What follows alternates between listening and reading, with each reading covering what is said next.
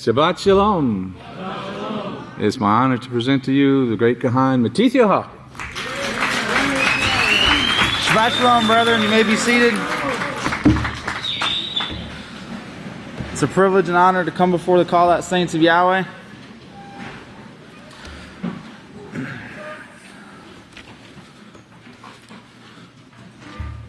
The topic of my sermonette this morning is Yahweh called us to His house to grow.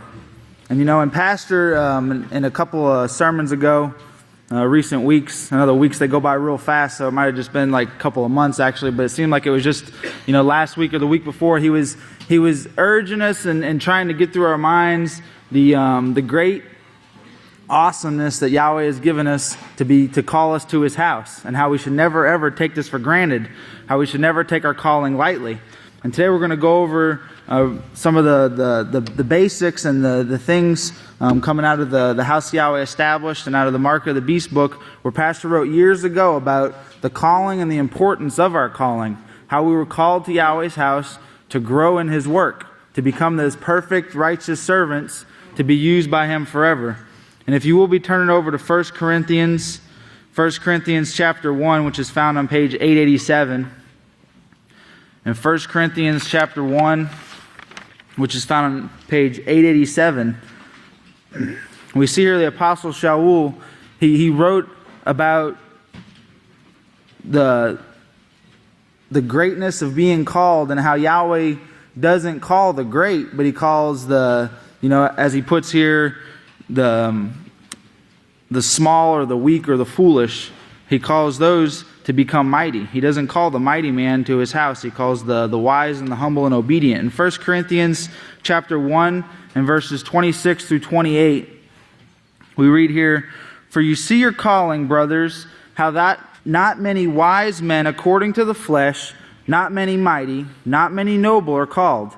But Yahweh has chosen the foolish things of the world to confound the wise, and Yahweh has chosen the weak things of the world to confound the things which are mighty. And the base things of the world and the things which are despised, Yahweh has chosen, yes, and the things which are not, to bring to nothing the things which are." And we can see this, you know, Pastor, he going back to even before his birth, he brings the prophecies concerning himself, showing us how Yahweh chose a simple man from a simple country, you know, a God-forsaken territory, as it was called, you know, in Oklahoma. And if we turn over to page 937, and we have to always, brethren, we have to keep this in the forefront of our minds. And at times, you know, Pastor, he spoke about studying, how it's not, you know, for our carnal nature, it's not a natural thing for us to want to study. So how you actually have to force yourself. At times you have to force yourself to actually to study. And then once you set a pattern for yourself, you build this pattern and you keep going with it. Well, this is the same thing with doing righteousness and practicing Yahweh's laws. You know, in Genesis 4 verse 7, you know, Yahweh told us that we were born with this carnal mind. The desire to sin is with us, but we must overcome it. And we actually have to force ourselves to overcome this carnal nature and this carnal thinking. And in 2 Timothy chapter 1 verses 8 through 9, 2 Timothy chapter 1 verses 8 through 9, it says, "Therefore do not be ashamed of the testimony of our ruler, nor of me his prisoner, but partake with me in the sufferings for the message according to the power of Yahweh, who has saved us and called us with a holy calling." We see Yahweh's calling that He called us to His house was actually a holy calling. Not according to our works, but according to His own plan and mercy. You know, as it says in Yachanan chapter 1 verses 1 through 5, that in the beginning was the plan of Yahweh, and all things were done according to this plan. And it was actually in Yahweh's plan to call each and every one of us here to His house. His plan which was given to us as Yeshua Messiah before the world began. And so, you know, sometimes, you know, if we think back to why we came to Yahweh's house, you know, there was certain things that Yahweh used that actually brought us to His house. But, you know, when you read the writings pastors wrote years ago, you know, he shows, and how he's bringing forth today, that Yahweh actually, you know, he He's the one that performed a great work in calling us to His house, because He actually removed this veil of deception from us. He actually lifted it from us to give us, to be able to understand the teachings that were coming forth from His house. Because if that veil of deception was never lifted from our eyes, from our minds, we would have read the material or we would have heard the message, and it would have went in one ear and out the other, just as it does to those who are not being called to Yahweh's house. When they hear the message, it just comes in one ear and then it goes out the other.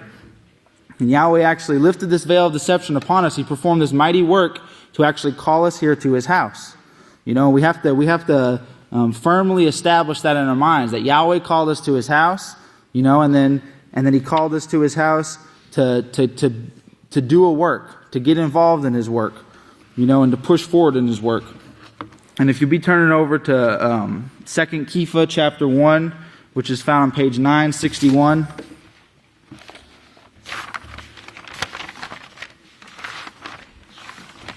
Page 961, 2 Kepha chapter 1. For us to be called out of this world, brethren, we were actually drawn out of the ways of the world. Yahweh actually drew us out of the ways of the world to open our minds to the truth.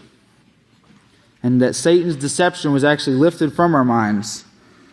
And we have the same opportunity. Yahweh's given us the same opportunity to have this love and this zeal for Yahweh's work as the great high priest Yeshua Messiah had. But again, as Pastor told us, some things, they don't come naturally, because the carnal nature is not a nature of desiring Yahweh's way. So we actually, we're called to Yahweh's house. He called us here. We need to force ourselves and put forth as much effort as He put into calling us to His house. We need to put forth that effort into growing towards perfection. Because as we'll see, many are called, but few are chosen. And if we don't take hold of that calling, we'll be back out in the ways of the world. That veil of deception will be upon our minds and our eyes again. And we'll be, just as the unbelievers, doing whatever seems right in their own eyes. In 2 Kepha chapter 1, verse 10, found on page 961, 2 Kepha 1, verse 10, it reads, "Therefore, my brothers, be all the more diligent to make your calling and election sure. For if you do these things, you will never fall." And if you go back up to verse 5, He shows these things we should do. You see here the peaceful solution in Yahweh's laws right here. It says, "And also for this very reason, giving all diligence, add to your faith virtue, and to virtue knowledge, and to knowledge temperance, and to temperance perseverance, and to perseverance holiness, and to holiness brotherly kindness, and to brotherly kindness love." Not of this Christian love of, "Oh man, I love you, man, I'm going to give you a Christmas gift." This actual love of keeping Yahweh's laws to your brother, not stealing from your brother, not trespassing against your brother or your neighbor. "For if these things are in you and abound, they cause you to be neither barren nor unfruitful in the knowledge of our King Yeshua Messiah. But he who lacks these things is blind and cannot see afar off, and has forgotten that he was purged from his old sins." You see, so if you turn from this way, it's possible, and it's actually a prophecy, that 3 out of 4 will fall away. If you turn from the way of the teachings that you've received from Yahweh's house and from His witness Yisrayl, you'll be blind, you'll be forgotten that you were purged from your old sins, which will mean you'll be falling back into your old sins. You'll be calling the Creator's. You won't be calling the Creator by His name. You won't be calling the Messiah by His name. You'll be falling back into Christianity. Before you know it, you're eating a turkey on Thanksgiving and setting up a Christmas tree in your house for Christmas. Now, in these last days, brethren, if you turn over to Daniel chapter 7, found on page 679, in these last days, Satan attacks the saints of Yahweh. She's not attacking the world. She's not attacking her followers, those whom she's deceiving. She's not attacking them because she has no need to. She already has them blinded and in this way of deception. But she actually attacks the saints of Yahweh. We see here in Daniel chapter 7 and verse 25, found on page 679. In Daniel chapter 7 and verse 25, it reads, "And he will speak great words." Speaking of this little horn, this beastly system, the ruler of the kings of the earth, "he will speak great words against Yahweh, and will wear out, mentally attack, to cause to fall away the saints of Yahweh. And will think to change times, Yahweh's feast days and laws, and they will be given into his hand until a time and times and the dividing of time. And Satan actually, she's really pushing forward, as the scripture says that as the coming of the Messiah draws closer, so the energy of the devil, it increases. And you can see how Satan's increasing in her energy to draw people out of Yahweh's house and to bring deception and confusion into people's minds, trying to get it into our minds because she desires to deceive us once again. There's only three things. Pastor wrote of, there's three things that he wrote of in the House of Yahweh Established booklet. There's only three things that will cause you to fall away.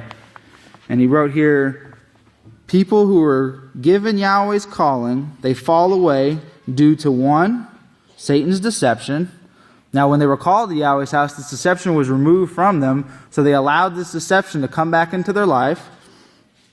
2, for the cares of this life, to fall back after the ways, to go searching back after the ways of Egypt, to think that the way you used to live was better or more enjoyable because you haven't forced yourself to overcome sin and foolishness and carnality within our minds. And 3, people fall away from Yahweh's calling for the deceitfulness of riches. Because the scripture reads that money, is the root of all evil. And these things cause people to actually forget Yahweh and to turn back to the ways of the gods. If you turn over to Hebrews chapter 3, which is found on page 944. And brethren, in these last days, we have the greatest opportunity, of all generations, of all works. We are part of the last day's work, as Pastor brought forth, that this last tree, this last work, all the other works are actually going to flow to this work. So we have the greatest calling of any time period. We have to make sure we're not taking advantage or taking it lightly.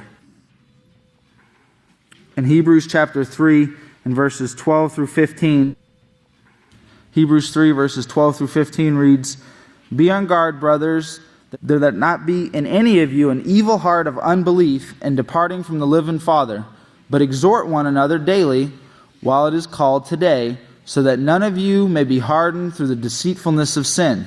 For we are made partakers with Yeshua if we hold the beginning of our confidence steadfast to the end. If we hold the strength that we were given when Yahweh removed the deception from us, if we continue in that way. And we know the way that we continue in this way is to continue to be obedient, to be humble, because Yahweh calls the humble. He doesn't call the mighty man. He doesn't call the proud man. He actually calls the humble man to his house to learn of his ways. And it takes humility. It takes humility to follow the ways of Yahweh. Pastor, he brought a great sermon, a real great one after Pentecost, and he was talking about, Yahweh, people say, well, what's he going to tell me to do? What's Pastor going to tell me to do? And he said, whatever I tell you to do, these are the things you must do. And he made kind of a joke, he said he might call you and say, put a bag out in your front yard and leave it there all week, and you got to do those things. But the only things that he tells us to do, brethren, are the things that are going to keep us free from this deception, from this deceitfulness. In verse 14 it says, for we are made partakers with Yeshua if we hold the beginning of our confidence steadfast to the end. While it is said, today if you will hear his voice, do not harden your hearts as in the days of provocation. So today we can hear his voice. If we haven't allowed deception back into our minds, if we're still understanding what Pastor's teaching us, we're still hearing his voice. And we have to listen humbly, and if in any way we're rising up or we have thoughts of disobedience or rebellion or disagreement, you really need to beg Yahweh to help you, and you need to get with your counselors and beg them to help you, beg for forgiveness so you can get this deception out of your mind, because Satan, when we're called to Yahweh's house, we're set apart as being Yahweh's, and we have that protection, that shadow of protection is upon us. We turn back to sin and we go back into the world, then Satan has that open door to start deceiving us again. And then you start missing feasts. You start missing the holy convocation. You start missing the Sabbath day. Pastor said, I think it was 2 weeks ago, he said that missing the Sabbath day is where wickedness starts. When you miss that holy convocation, when you don't come up here to learn from the priest that Yahweh has sent to teach us, then that wickedness starts, and it starts growing and growing and growing until eventually, you're going to buy a Christmas tree, you're putting it up in your yard, and you're passing out gifts to your children. You're saying, well, it's just for the children. It's the same thing. That's what the gods, they said a while back. They say, well, it's just for the children because they like to eat children. So they say, well, it's just for the children. We're doing this holiday because it's for the children. We like to eat them. Nowadays, it's for the children. We're giving them a gift. They're actually doing the same thing as bringing damnation upon themselves. If you will, turn over to Ephesians, found on page 916.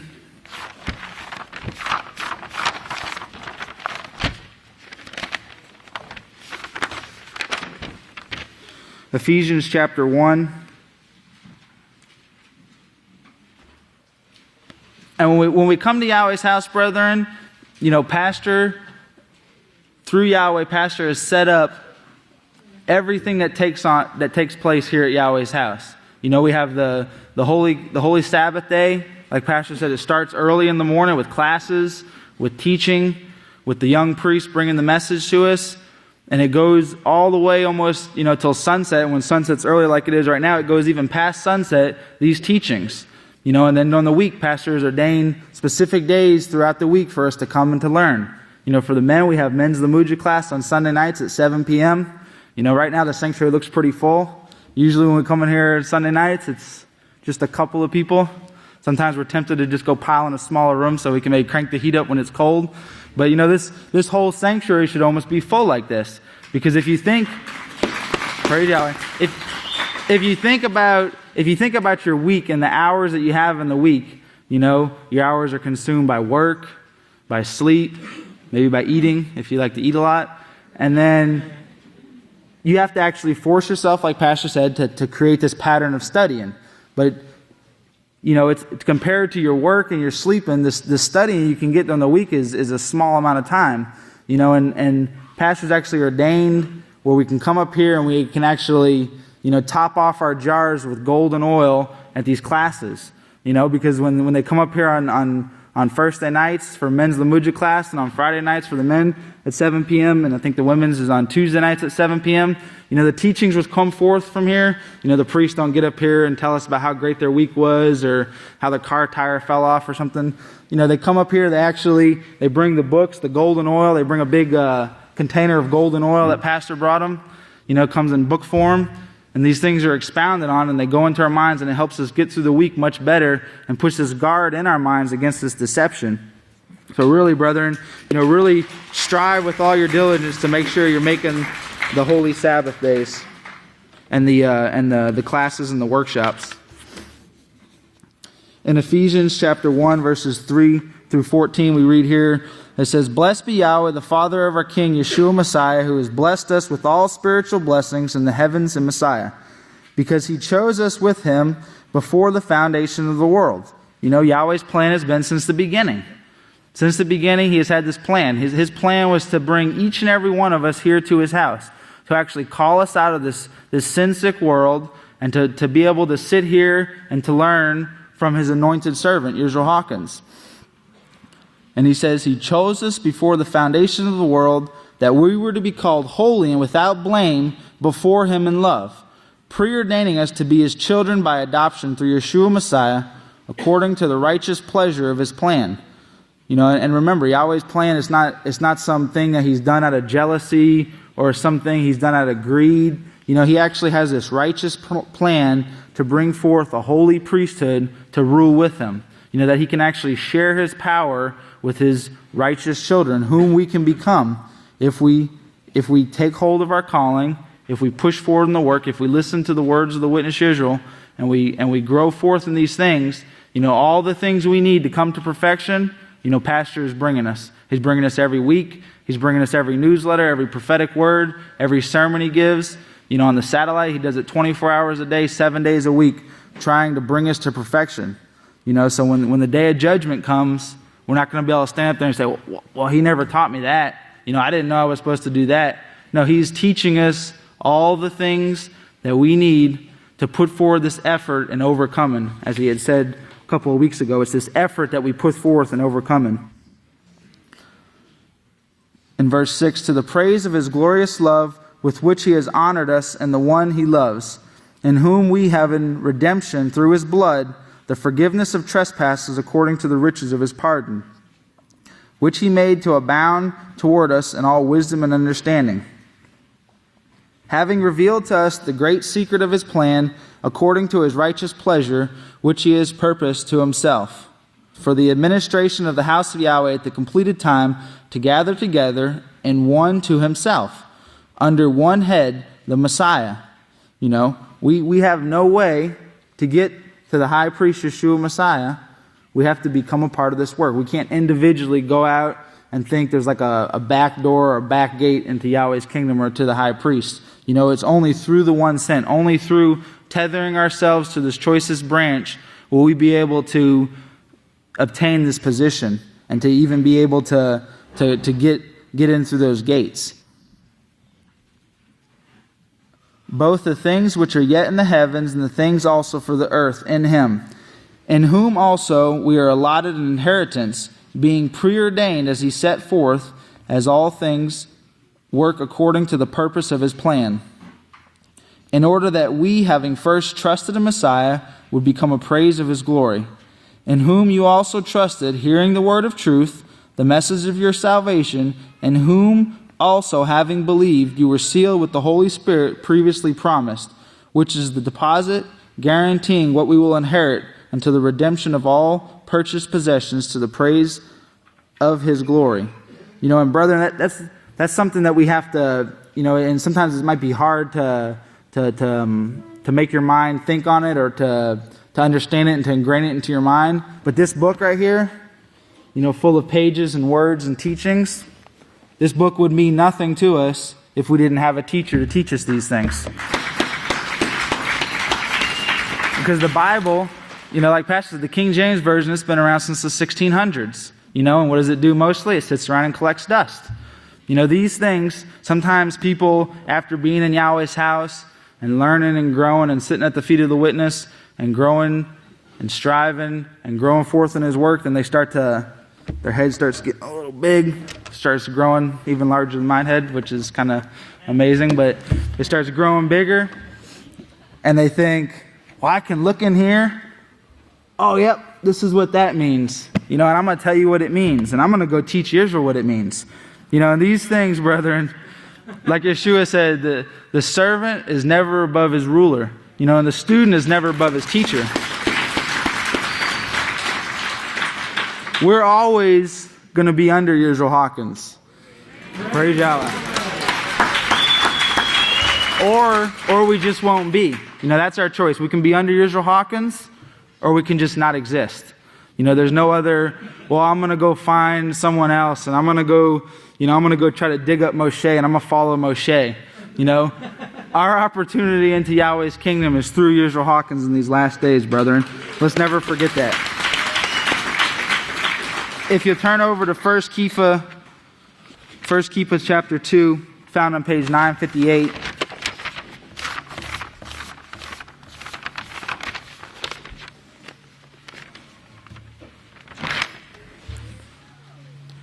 You know, you can see our example for humility, brethren, comes from Pastor Yisrayl Hawkins. You can see the things that Yahweh has shown him and that he's learned through the high priest Yeshua, and he never boasts, his head never grows. He always gives glory and honor. You read all his books and his booklets, it's all, you know, the way he ends them, he gives glory and honor to Yeshua and to Yahweh for all these things. You know, he never takes this credit for himself like, oh, I'm so smart and Yahweh made me so great, so let me show you this. No, he's always setting that perfect example of humility, and this is what we have to grasp hold of too and follow him in that way.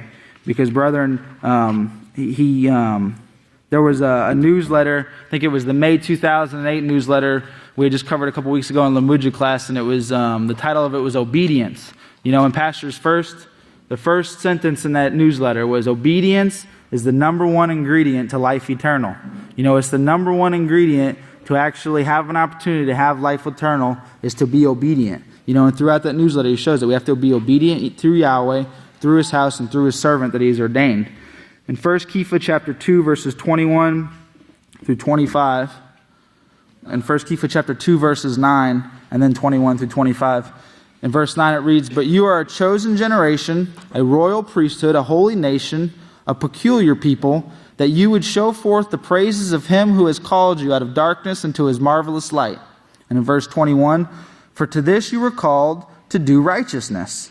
We were actually, Yahweh didn't just call us to his house, lift this veil of deception so we could come to his house on Saturdays, show up at like 10:05, 10:15 maybe, and then leave at 11:25 because you want to get out the door before everyone else is going out the door, and then go home, sleep all week, or do whatever you're doing all week, and then come back up here next Saturday at, next Sabbath day at 10:05, 10:15. And he called us to his house to do a work, brethren, to actually grow forth to be righteous teachers. Remember, Pastor said that Yahweh desires each and every one of us to be teachers of righteousness in his kingdom. And the only way we're going to do it is to obediently come and humbly submit ourselves to be taught. We can't go home and just sit around and think that, well, I'm gonna make it in Yahweh's kingdom because I only live about a mile away from the sanctuary, and I go up there every Sabbath. I'm usually there by the time Pastor gets on the stage, and I listen to most of his sermon if I'm not tired. But he's called us to his house to humbly submit. And Pastor's told us himself that we need to be up here early. Get up here early for services. Be here for the holy convocations, the workshops, the classes during the week. Men's classes on Thursday night, 7 p.m., and Friday night at 7 p.m., and the women's class on Tuesday night at 7 p.m. These things are for our benefit, brother. And Pastor wouldn't have established the classes and set these things up for us if we didn't need it. It's for our learning and our understanding of his laws and of the teachings which come forth from Pastor.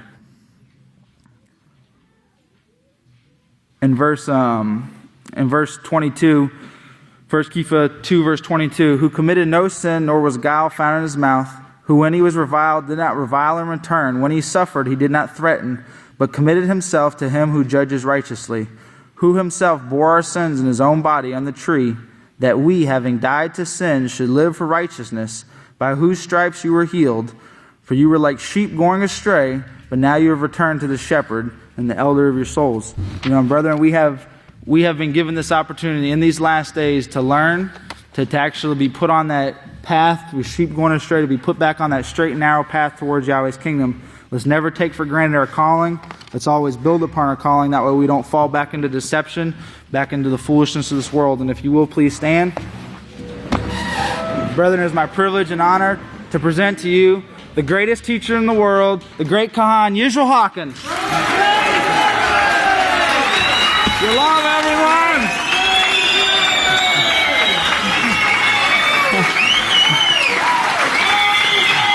We got a huge crowd here today. Praise Yahweh.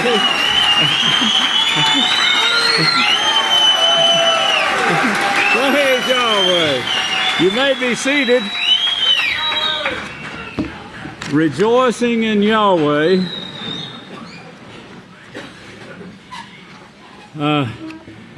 While Yahweh has set this table for us in the presence of our enemies, I tell you, the world is getting ready to blow themselves apart. They're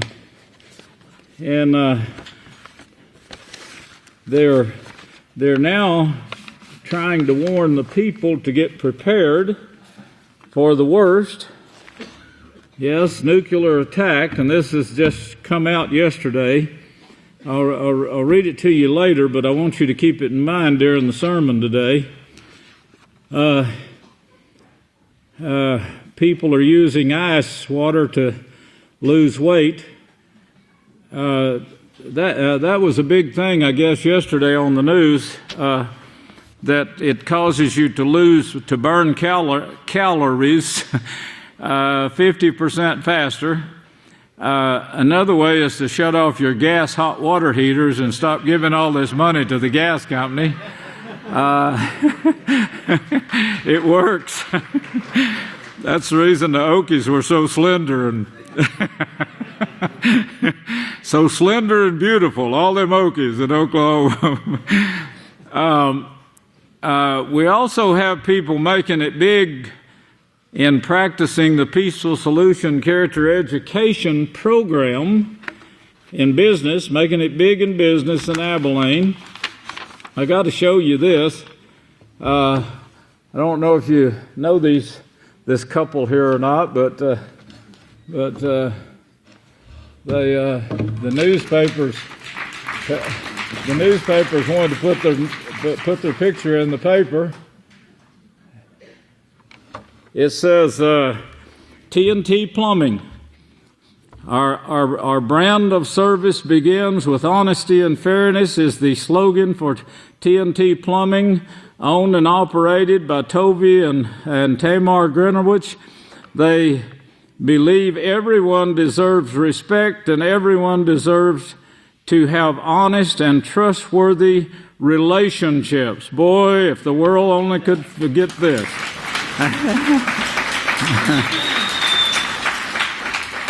They believe, and they also practice what they believe. It's so much they have a mandatory training course called the Peaceful Solution Character Education Program that each one of their employees is required to take before they put him to work. Him or her to work. Isn't that beautiful? The bombs, the government, they're getting ready for war, and of course we knew it. We knew what they were bringing. We kept preparing. They quit preparing. We kept preparing for these days and for what's going to take place. One thing we're seeing, and this is what you have to keep in mind, is the 12 tribes. The 12 tribes have come down to us today as Yahweh showed they would in Genesis 49. Now, they have taken over the nations. They've become a multitude of nations. They've established nations all over the world, including Oklahoma, the last nation. The prophecies concern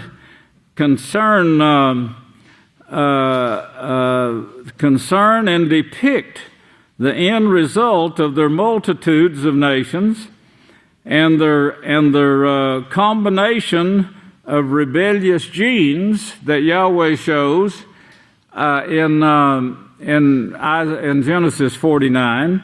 Now they're taking the genes. They have a great way of doing this now. They can trace the genes, and they're almost weekly now we're seeing things come out tracing the people back to the Hebrews, or what Yahweh calls Israelites.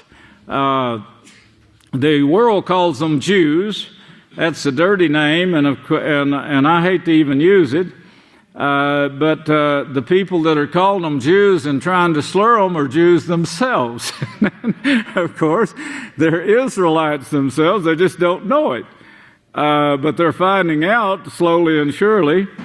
From that, in this time period, the nuclear time period, of course, Yahweh also has a righteous work going.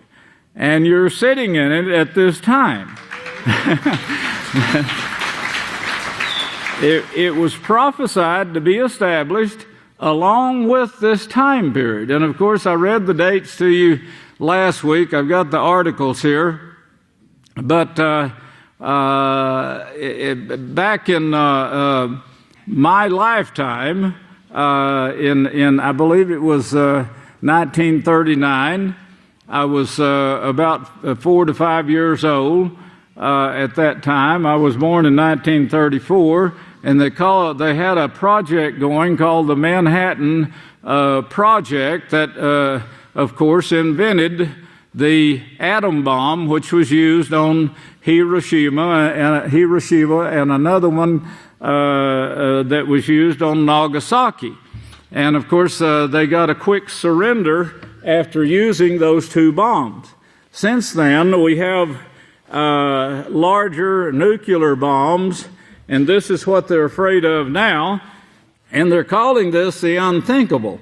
But I want you to think about this, because the Tinker Field, which is in Oklahoma City, or Tulsa, Oklahoma, I had my brother-in-law worked at Tinker Field, and of course he helped produce the war, the tools to fight the wars, that what they call Tinker Field there. That's a bomb factory. And but I was brought up in that time period. I was born in the time period. I was raised in it. And Yahweh said, His prophecies show that in this generation you're going to see this. Now, isn't it strange that you would see the bombs that, especially when the prophecies didn't, there wasn't even a firecracker when the prophecy was written, but they said there'd be bombs that would actually darken the sun and the fallout come down upon you until you be destroyed. And of course, He is speaking to the 12 tribes of Israel, and I'm going to lace this in this sermon to where you can understand that He's still dealing with the 12 tribes. And He's prophesied this work in the last days to go along with, at the same time, or abreast of the wars that is slowly taking over because of the what Yeshua said in Matthew 24. Let's turn there and read that to make no mistake about it. But in Matthew 24, the third verse of Matthew 24 starts with the end, showing them the end of the age. And Yeshua said, in speaking of this time period, He said, of course, in verse 7, there'd be the earthquakes, the disease epidemics, which we have many now, and starvation, famine going on, which it's already started. Many false prophets in verse 11 throughout the world, till Revelations 12:9 says the whole world is deceived, being run by sodomites whose minds are so confused that Yahweh shows, and we got up to that point last week, if you remember, and I want to show today, if we can get back to it, but I got to show you some other things first, how it actually confuses the mind to where there's nothing but hatred, bitterness, lust, retaliation, the same thing we saw in Cain. And of course, first Yochanan says that all the world has gone the way of Cain. Well, if you would believe the prophecies and look at the world and look at what's taking place, the very fact that the House of Yahweh was established in a time period when we have nuclear bombs that can fulfill verse 29. And what's caused the nuclear bombs that they're so scared of now, they're saying, this is unthinkable. I don't even want to talk about it. And I certainly don't want to go on record. This is what the politicians are saying. I'm certainly not going to go on record as bringing this subject up and saying, you better get ready for the unthinkable. But now it comes to the Obama administration, and they say he knows he's got to do it. He knows he's got to start warning for the unthinkable. And that's in the news articles. But notice he shows you the cause here in verse 12. Because iniquity. Iniquity means doing away with the law, not practicing the peaceful solution, character education that actually brings success. It brings everything a person wants in life. That's what it does if you use it. If you don't use it, you'll go the way of Cain, of course. But many false prophets, verse 11, then 12, and because iniquity will abound, will take a leap in these last days, the love of many will grow cold. I mentioned, and of course it leads to this verse 29 and of the nuclear bombs that are going to be used here. it says here, it shows the anger. Here's the frustration that is going on in the governments today. It says, U.S. rethink strategy for the unthinkable. Suppose the unthinkable happened and terrorists struck New York or another big city with an atom bomb, or suppose they struck Abelin with a bomb, which the Air Force Base would be a place to hit, all of the to stop the armies, to stop the military. So think of that. What should people there do? The government has a surprising new message. Do not flee. Get inside any stable building and don't come out till officials say it's safe. Another article shows that you can expect nothing. You can expect nothing from the officials for 3 days after an attack. They're going to stay hid, it says. The advice is based on recent scientific analysis showing that the nuclear attack is much more survivable if you immediately shield yourself from the lethal radiation that follows a blast. A simple tactic seems seen as saving hundreds of thousands of lives, even staying in a car. The studies show would reduce casualties by up to 50%.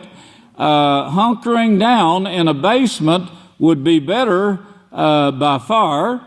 Go underground, go into the rocks.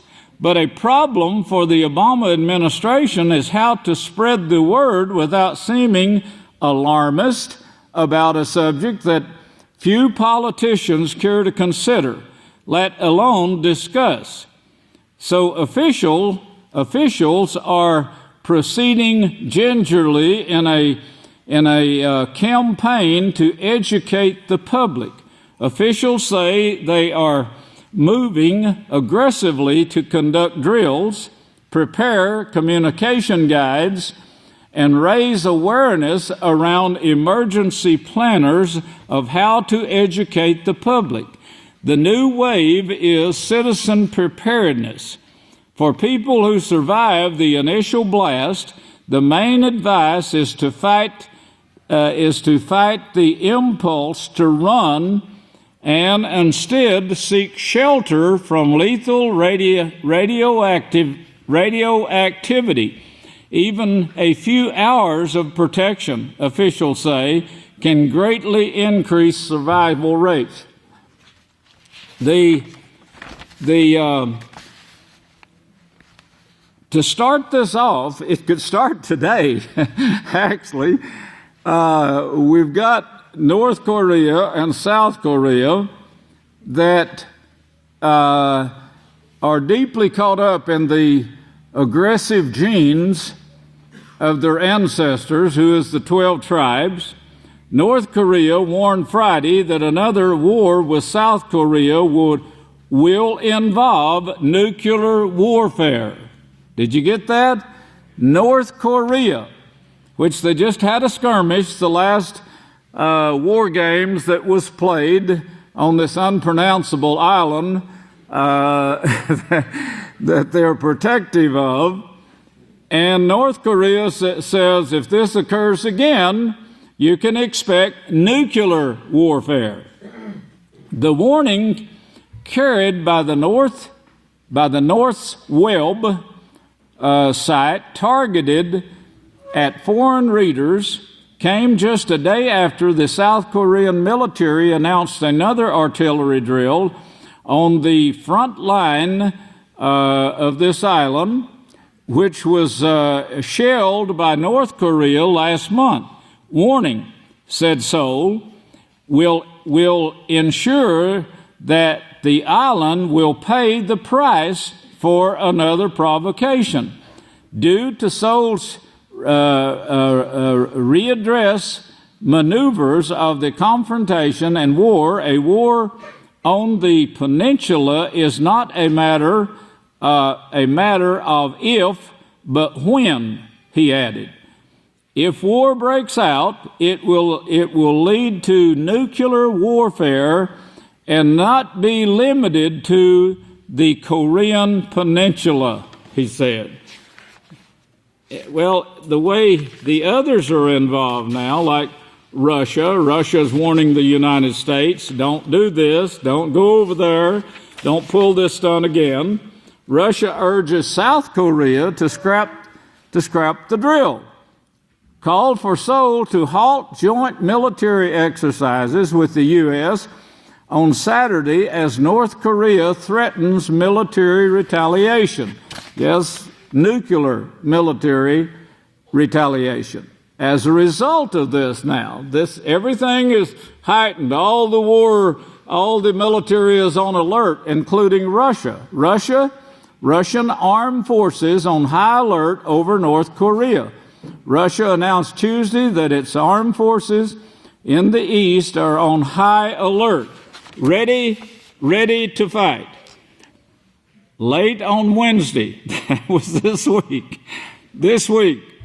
late on Wednesday, the U.S. tested its newest round of interceptors, spending $100 million to blast a missile from the Marshall Islands to the Pacific Ocean towards California.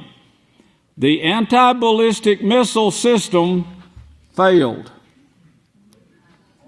$100 million, and it failed.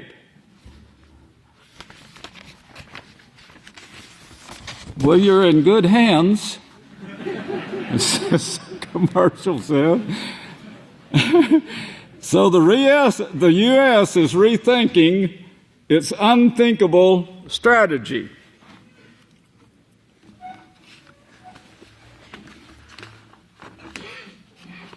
You see, there was one more thing that I wanted to show you here. Nuclear terrorist attack. New survival guidelines. What should you do if the unthinkable happens? A nuclear terrorist attack, new government guidelines. It says, according to the New York Times, trying to get the information out to the public without seeming alarmist is a problem that the Obama administration faces. I've got another that I want to show you that because the prophecy shows the same thing. It's about the fallout. What occurs in the bombing is what the radiation afterwards. That's what we're told will take place in Deuteronomy, the 28th chapter. Now, the history of the nuclear weapons, it's starting. Now, remember Yeshua's words here. Remember all the prophecies of the house of Yahweh established in the last days. I will establish my house. In Genesis 49, in the last days, this is going to be done by the 12 tribes who have become a multitude of nations. Then he shows the genes there in Genesis 49. And of course, what he shows there in Genesis 49 in each one of those tribes can be seen among the multitude of nations now in preparing for this war, as we just read, and thinking the unthinkable. But notice he says here in verse 14 that along with this darkening of the sun, the increase in iniquity, the increase in false prophets in verse 11, increase in iniquity in verse 12, and then he says, this message of mine, he's speaking here, this message is going to be preached in all the world. Well, of course, the prophecies say the same thing. Isaiah 2:2 shows that it will be preached in all the world, to all nations. And then we've covered several other prophecies now that has been prophesied for this time period to be done by the house of Yahweh, and showing who it's going to be, who is actually called or assigned to bring forth this message. Let them foretell them, the two witnesses. Yeshua was speaking of that work, knowing that he was going to be the high priest over that work in these last days. But notice on down here, he said, it's going to be just as the days of Noah. But then in verse 34, he says, I say unto you, that generation, look at 33, in the same way, when you see all these things, which includes this message of his going to all nations, including the two witnesses. This is the two witnesses, he says, let them foretell these things. So he's speaking of the two witnesses taking this message to all the world. Well, of course, they don't do this work by themselves. As Isaiah showed, his house would be established. Two witnesses is also shown to be the ones to establish the house. The houses, two of them. In Zechariah, he says, in Zechariah 4 and 5, he actually shows they're taking it to a Babylonian land not yet established. Now remember all those things. And then here he says, the Savior says, that the message is going to be preached. When you see this message being preached, when you see the bombs that can darken the sun, verse 29, have you ever seen that before? Have you ever read it in history where there's a bomb darkened the sun? Have you ever read in history where there was a bomb? Other than this one invented in my generation. And look what he says there about the generation. Verse 33, he said, when you see all these things, that generation will not pass away till all these things are fulfilled. What a beautiful prophecy this is, bringing forth the work of Yahweh and the nuclear bombs that the world is so scared of right now. And then he says, it's my house. He said, in the last days I will establish my house. Well, we know it's the house of Yahweh. It's always been called the house of Yahweh. Now, I was born in 1934. This article, History of the Nuclear Weapons, starting with the scientific breakthrough of the 30s. I was born in 1934. This article plainly says, starting with the breakthrough, 1930, 1930s. I was born in 1934, starting with the breakthrough of the 30s, starting a generation that the Savior is speaking of here. A generation that won't pass away till you see all of it. Including this message of the kingdom will be preached in all the world as a witness to all nations, and then the end will come. How could it be any plainer? Where else could you go besides Yahweh's house? Where? Think of it. Are you a person that couldn't figure this out now, with all the evidence we have and what is taking place? There's something wrong upstairs here somewhere or another. Well, we're going to get into it here in a minute and show you how hard it is for today's thinkers. Because of the fact that the diseases that have been brought forth also from the 12 tribes, and as Jeremiah said in 23 verses 14 and 15, he said they've all brought the sodomy, this confusion, to be confound, to be mentally ill. They've brought it to this last generation. They've scattered it throughout the world with the sodomy. The sodomy is getting to where it's open now. I don't know if you've watched the news and see what's taking place. The Pope had an audience this week. I was called about it. The person said I wanted to vomit when I saw it, but the young men came in before the Pope. They stripped down to the waist, stripped naked down to the waist. They did an acrobatic show in front of him, and the nuns were cheering them on. And it makes me think of all the children, the orphans' homes, that haven't we done so many wonderful works, though, Lord, that Yeshua mentioned in chapter 7? Haven't we done all these wonderful works? And he says, get away from me, you who practice iniquity. Iniquity will abound in this generation. Will abound? How's it abounding? By television, radio, telephone. It's coming forth from Hollywood. I'm wondering how many lawsuits is coming at the Catholic Church, how many will have to come before the people wake up and say, what in the world has gone on all these years? When the Crusades started, so did orphanages. And from those orphanages, if you'll look it up, I'm going to read some, bring some out in the letters, Yahweh willing, in the prophetic word. From those orphanage, boys were used. They were used, they were raped, they were made to be sodomites. And they were released out into the public, those that they could release. This is how this stuff has spread.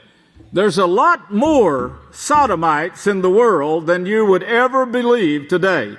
They're running the world. And Yahweh shows their minds are confused, and that is what's bringing forth the wars.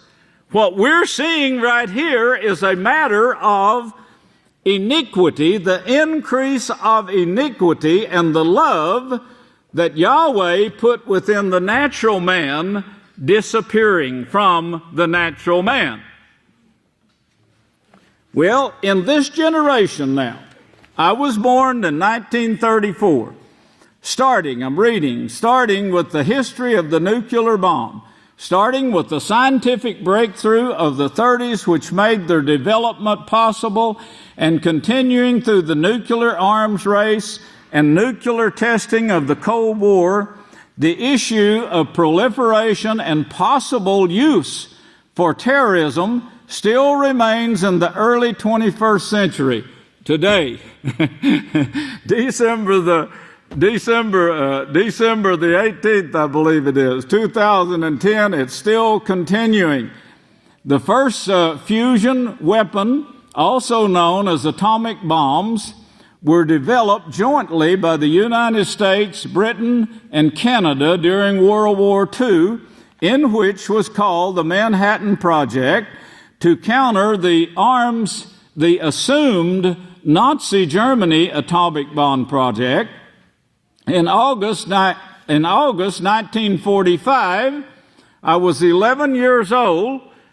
I saw this. I lived through it, as Yeshua actually prophesied that I would. Yes, this generation is going to see it and witness it. Be a witness to what sodomy brings.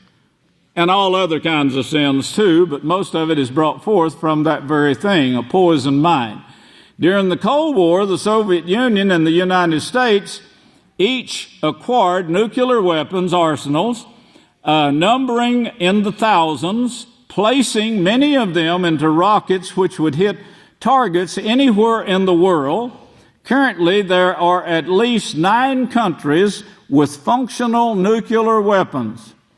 A considerable amount of international negotiating has focused on the threat of nuclear warfare and the proliferation of nuclear weapons to new nations or groups. Quite a few pages on this, but remember now, in this same generation, and now they're saying we've got to start thinking the unthinkable. Well, when an explosion, this is the one I want to show you. When an explosion takes place, Yahweh is still under control. And of course, he says he has a place of safety. If you don't believe that, you're a fool, as Yeshua said. I believe it 100%. I'm standing in it. But here's a nuclear explosion. And if you can see about the center of it right here, and then you see the air, the wind, coming out this way. If you see the first, it goes up. This is the radiation and the fallout. It goes straight up from the explosion. Then it starts to drop down, and it's carried with the wind. It comes down upon you until you be destroyed, Yahweh says in Deuteronomy 28, where he fully describes this nuclear bomb that the world is saying now. We're going to have to start rethinking this now, and we're going to have to get ready for what is taking place. Well, of course, this is coming, as I've been leading up to for months and months and months now, concerning this nuclear war and concerning the Babylon. And that's what I want you to go back to right now, is the 13th chapter of Isaiah, where we see this burden of Babylon. We covered it last week, but I didn't really want to cover what I want to cover today, because it takes a long time to get this over. But you've got to understand it. First, in chapter 11 there, if you remember, he shows you the work of the last days. The work of the last days, and a message that is going to be taken out by the branch, by the two olive trees, the branches that pour out their golden oil into the people, letting them have salvation, a place in the kingdom, which is a training period by the last day's witness. A training period that Yahweh shows will take place to establish or bring in the rest of the number that he wants to use in his kingdom, and receive the great powers that he intends to give to his house. Well, here in chapter 13 now, it's a burden of Babylon. Now, of course, most people get it in their minds, if they know anything about history, geography, or so forth, they get it in their minds, a certain city that sits in a certain place, that, of course, was destroyed. So that's all they can see. But this is not what this is speaking of here. First off, he's talking about chapter 11, and the same thing Yeshua was talking about taking a message to all nations, all the world. That prophecy started in Isaiah 2, where it says, in the last days I will establish my house in the chief of the nation.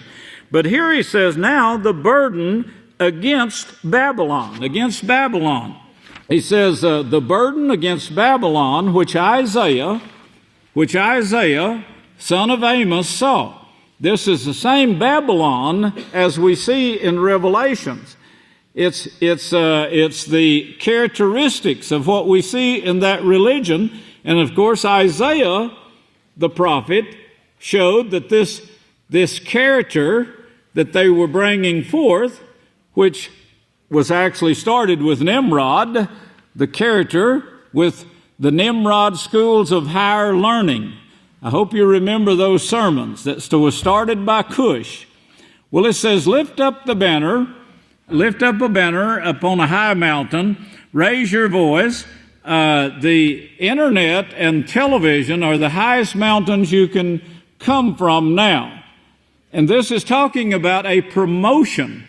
So get the dirt and rocks out of your thinking here. It's like the Tower of Babel, which was not a tower, but an ideology that was going to build strength and so forth to the people, where they could become very strong and keep from being scattered by other people that was forming colonies and armies and so forth.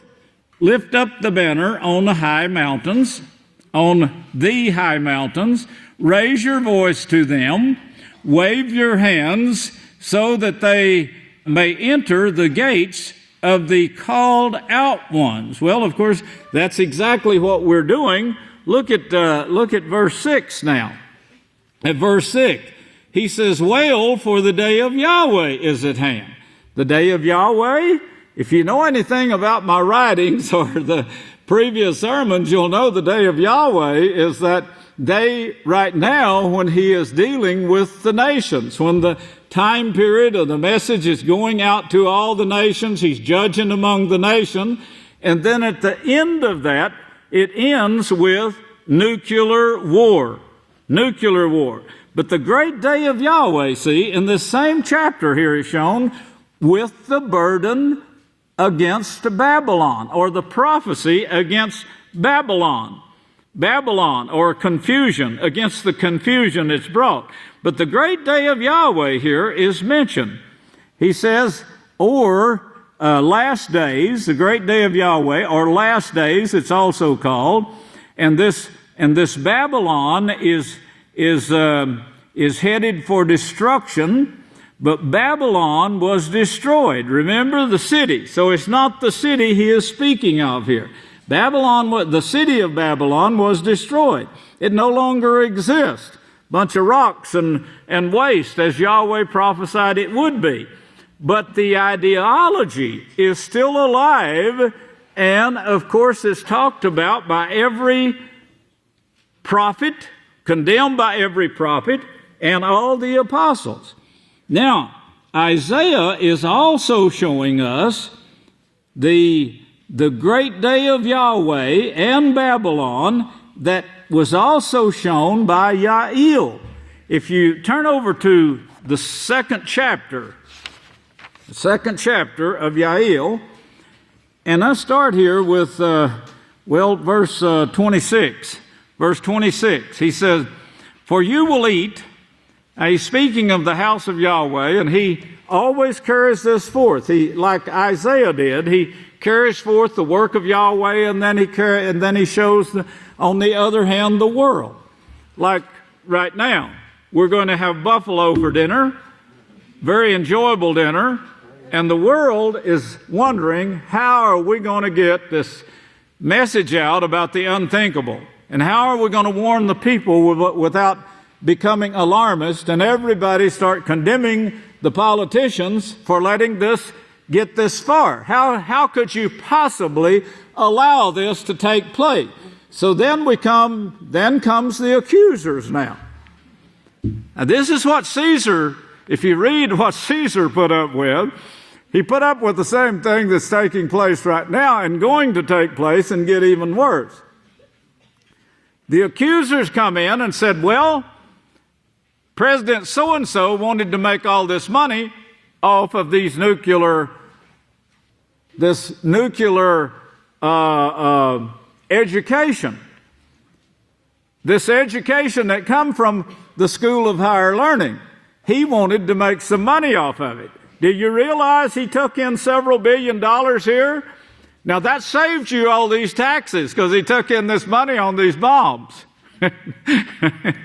Well, these are the excuses as to why we let the nations get in such a stupid mess as we have now, to where we know that once this starts, and Caspar Weinberger even wrote a book on this, the next war, and he laid down this scenario for you, showing how that one little mess, like we're seeing right now in Israel, in Iraq, Afghanistan. Yes, Afghanistan is still capable right now with others that are trying to get help, like Pakistan.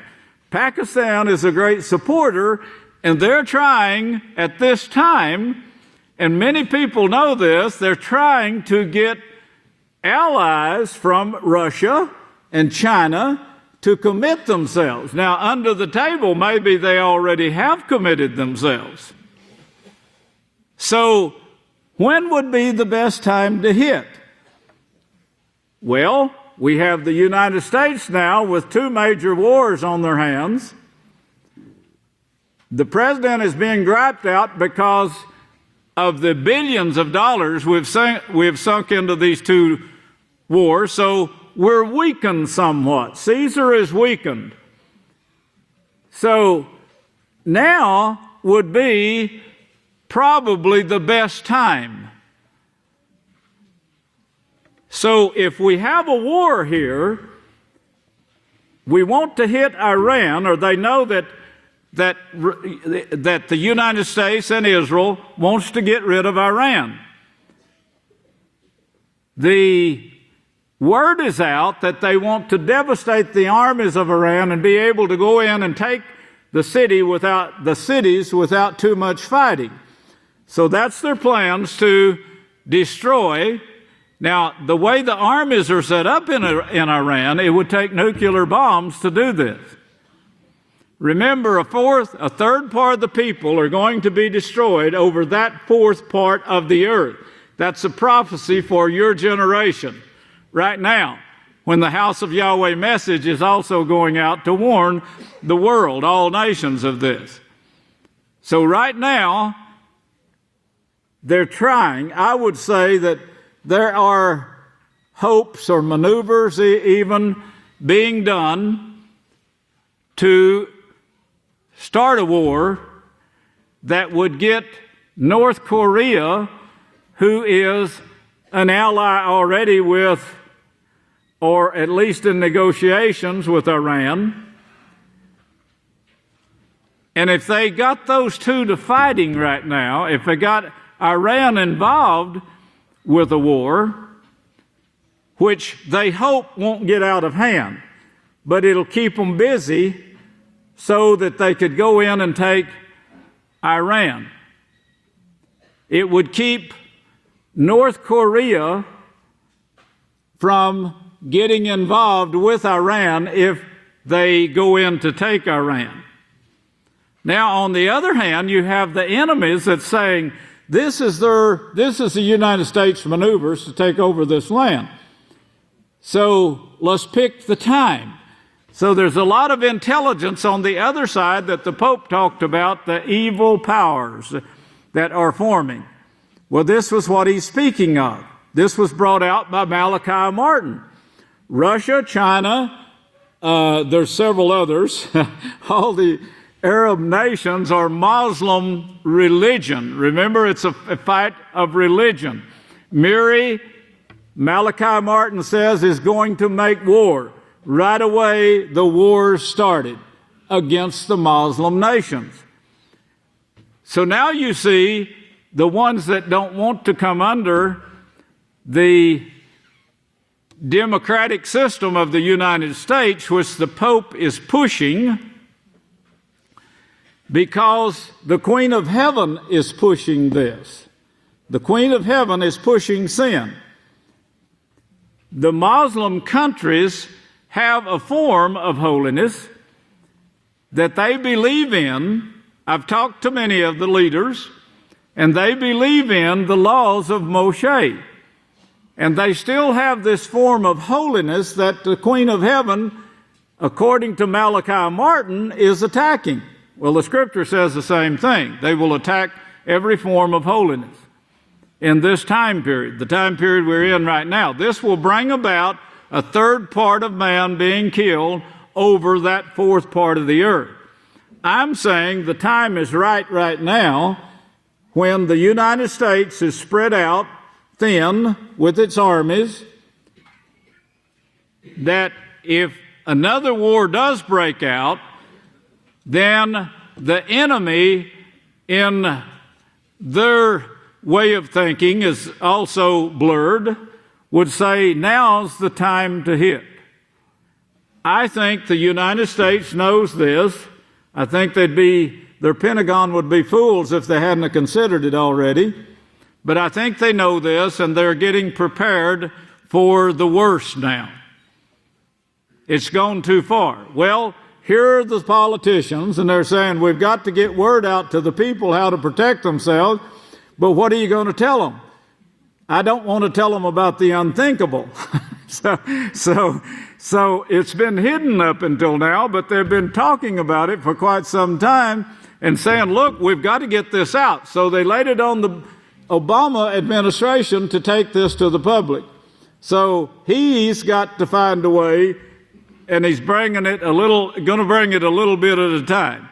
Well, this is called a time period called the Great Day of Yahweh, which we saw back in Isaiah now, that concerns the burden of Babylon that is shown there. Showing us is not Babylon the city, but Babylon the institution, the educational institution, in fact. And you will eat plenty, he says, be satisfied, and praise the name of Yahweh your Father, who has dealt bountifully with you, and my people will never be ashamed. And you will know that I am in the midst of those who lift up holy hands to Yahweh, or rule as Yahweh rules, that I am Yahweh your Father, and that there is no other. Then my people will never be ashamed. Verse 28, and it will come to pass, afterwards I will pour out my Spirit upon all flesh that is left of the nations. Your sons, your daughters, all will prophesy, and your old men will dream dreams. He's telling you about a future. This right here should have been written in much more extension right here. It should have been explained, and you can do it with the Hebrew words by just more explanation in that verse, but these are talking about the offices that Yeshua talked about in Revelations 20. It's talking about the offices that's going to be given you and many other people that's going to come out of great tribulation even. Offices, working offices that's going to take place here. And your old men will be involved in the work. The young people will be involved in the work also. Verse 29 now. And also upon the servants and upon the handmaids in those days I will pour out my Spirit. That's the same Spirit you're receiving now. Pour out my Spirit, be taught the laws of Yahweh. That's what it's talking about. Praise Yahweh. Now verse 30, he said, and I will show wonders in the heavens. Now he's getting back to present day, the unthinkable. I will show wonders in heaven and in the earth, blood, fire, pillars of smoke. That should have been extended too, and it can be by the Hebrew words and English, going into English with it. The sun will be turned into darkness. Well, you have the same thing here that the Savior is talking about in Matthew 24, verse 29. The sun is going to be darkened. Moon not give her light. The stars will fall from heaven. The powers of the heavens will be shaken, he said. At the same time, you're going to have nuclear war that will kill 1/3 of man over 1/4 part of the earth in and around the great river Euphrates. Then it will spread from there. And this is what we're going to see. It'll start there, but it won't stay there. The sun will be darkened. The sun will be turned into darkness, the moon into blood, before the great day of Yahweh comes. Remember now, Isaiah 13, in the burden of Babylon, is speaking of the great day of Yahweh. The great day of Yahweh, the same time period that we see right here. Great day of Yahweh comes, and whosoever will call with the name Yahweh will be delivered. Will be delivered. That is, they will have the way to get to the house of Yahweh, to bring those people to his house, the place of safety. Praise Yahweh. And in Mount Zion and in Jerusalem, these are mistranslated here. Mount Zion here means promotion of the 613 laws. Delivered for the 613 laws, promotion, the same wording that Isaiah 2 says, in the last days I will promote my house. Yahweh, in promoting his house, we just went through that period, he lifted me up for all the world to see with a $10 million bond on my head. That's the way he did it.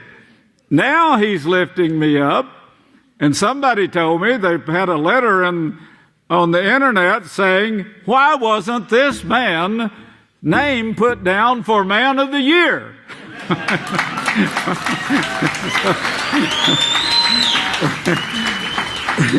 I haven't seen this prophetic word, but they say it's getting a lot of attention in the calendar too. On the internet, they're saying we're getting a large number of favorable letters now. Before it was hang them all. Well, Yahweh had to get their attention, and He got their attention, and now He's giving them the message from the same mouth. Praise Yahweh. He says, whosoever will call with the name Yahweh will be delivered to the place where the 613 laws are taught, and the way of peace, which is the word translated Jerusalem there. There will be deliverance, as Yahweh has said, among the remnant whom Romans shows, the book of Romans shows we are. Now, this Babylon now, if you'll pay close attention, I want to read you some information. The original Tower of Babel, does it still stand? Yes, it does. And it's not made of rocks either. It's not speaking of rocks and brick. But pay close attention to what this says now. When the original Tower of Babel, when the arts and science had developed to such a degree as to contemplate building a city, and especially a tower whose top would reach into the heavens. The colleges in Abelin, if you notice, they try to build a tower. They have a prayer room. One of the preachers, I forgot his name now, but he is born in my same generation.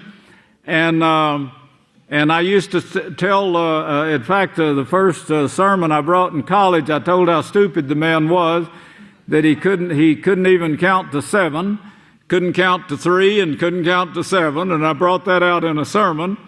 But he built this tall tower, well, up into the heavens. You know, in other words, what they're saying is, they're going to build a tower to deceive the people now. This is talking about deception, but make them think that the heavens are on their side, or that the Creator is on their side.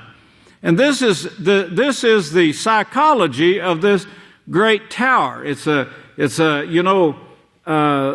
built a building in New York, a high one. They built another high one. Then they built the Empire State Building, and so forth. It's an impression. It's the idea of an impression that we are great. We're the greatest.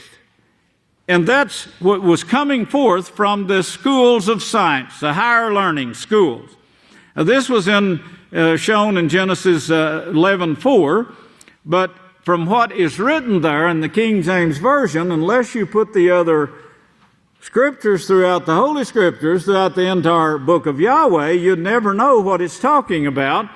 But we see then Isaiah saying the burden of Babylon. Then we see Yisrayl bringing the same thing and saying they're going to destroy themselves in this particular time period. This phrase, it says, is not mere hyperbole, but an expression of pride and rebellion. Now, this is what the Hebrew authorities say on this word. This expression is not hyperbole, but an expression of pride and rebellion manifest by the Babel builders. Pride and rebellion. That is what in fact, the word Nimrod, when Cush fathered this school of higher learning, that's what it was called. He rebelled. That's what the word Nimrod means. He rebelled. Both the Assyrians and Babylonian kings, the Semitic Assyrians and the Semitic Babylonians put it that way, kings, greatly pride themselves upon the height of their pinnacle over the churches, and boast of saying they're having the tops as high as the heavens. That's in history. Just as the Christians do today. They put their pinnacles high, and of course they try to make out like that this is bringing down the power of the heavens into the church. Then Babylon itself, an ancient city now, city-state, in the plain of Shinar. Now, that was right.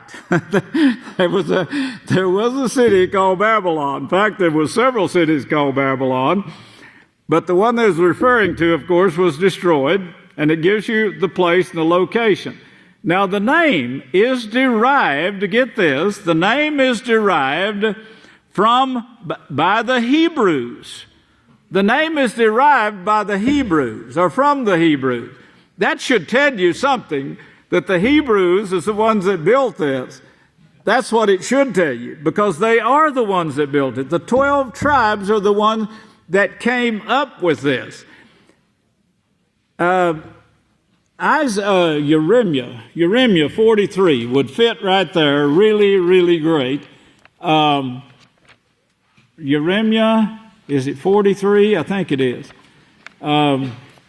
Jeremiah 43. Yes. Verse 13. Now this was when, of course, the priest come against Jeremiah like they did Samuel.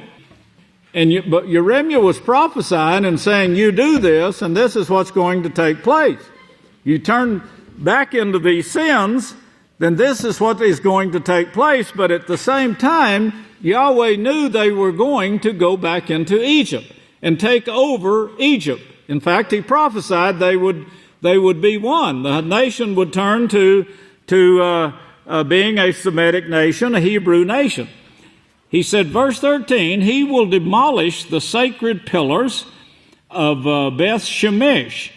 This Beth Shemesh, it means house of the sun. And you're going to have to remember this now. Remember it, because there's many places, many other prophecies that go with this, and the names of gods, who are the names of rabbis, the names of the gods, the gods that they honored are actually dead rabbis. And this started before they called themselves rabbis. So they have trouble, that is, the historians do, they have trouble tying it in, even though they know it, and even Unger's Bible Dictionary speaks of it, but they have trouble tying it together because of the word rabbi itself. It was under a different name that I will show you later because my time is up, but is under a different name. But notice he says Yahweh. This was the message that Jeremiah, you need to read all that chapter there. Maybe you could read that today. But is talking about that Jeremiah was warning them. Well, they said, we don't want your warnings. You're trying to scare the people to keep them from going with us and building a great tower in Egypt and taking over that land. So we want you to shut your mouth and leave us alone. And then others said, we're going to kill you if you keep on prophesying in the name Yahweh. This is part of it that you see here in this chapter, but remember everything that's said, because it ties in with the full plan of Yahweh and carrying this thing out like he did, because Egypt is not run by anyone except Hebrews today, that is, Israelites. He will demolish the sacred pillars, but he's speaking of the end again here. Even though some of it took place in wars, he's actually speaking again here of the end of days. End of time. He will demolish the sacred pillars of Beth Shemesh, that's the house of the sun. I think his name was Nebo Palazer. he was the father of Nebuchadnezzar. Now, in Nebo, you couldn't get the name, the historians couldn't get the name right. It was more difficult than it was with Nebuchadnezzar. And of course, Nebuchadnezzar is one of the great horns of the altar to which Yahshua was tied. And as you could see, I got a difficult job ahead of me here. But we are going to, I am going to make you understand it. He will demolish the sacred pillars of Beth Shemesh, that's the house of the sun, that is, there was many set up, if you remember, in Israel. Beth Shemesh became very popular in Israel. Very popular on the temple, in Jerusalem mountains, in fact, and even in the days of Solomon. So get that all in your mind. This sun god, Beth Shemesh, the worship of the sun.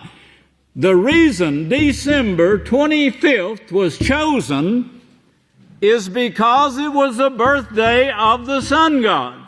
See how it ties together? Well, it's still coming down, this confusion, still coming down to us today when they're trying to make you think you're worshiping the true Savior, Yahshua, and following the disciples, because they couldn't turn people from doing this. There's too many million people that was following Yahshua and his disciples.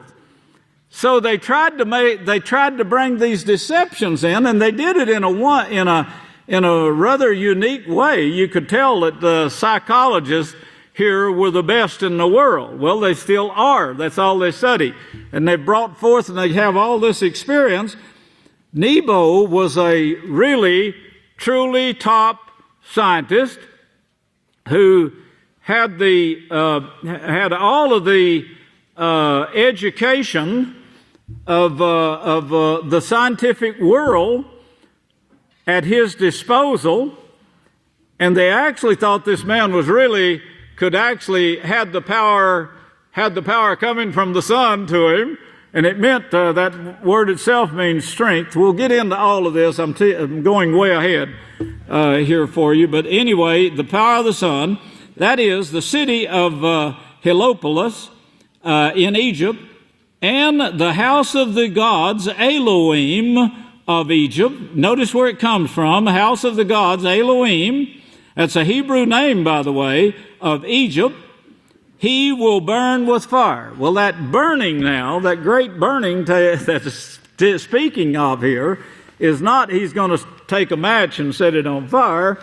It's a nuclear burning that the world sees now that we're going into. And they are trying to hide it and trying to keep it from leaking out, but we are going into that time period. I get this marked right here so I won't lose my place for next week. The things that the world is trying to catch up on now is a place of safety for the people. But there's not going to be, I'm afraid, enough basements, to protect the people. Once this word gets out, they're going to be causing more trouble even for Caesar, because the fear is going to start spreading here very, very soon as the nations develop into their activity, the prophesied activity that is taking place in and around the great river Euphrates. And this right here, it could start today.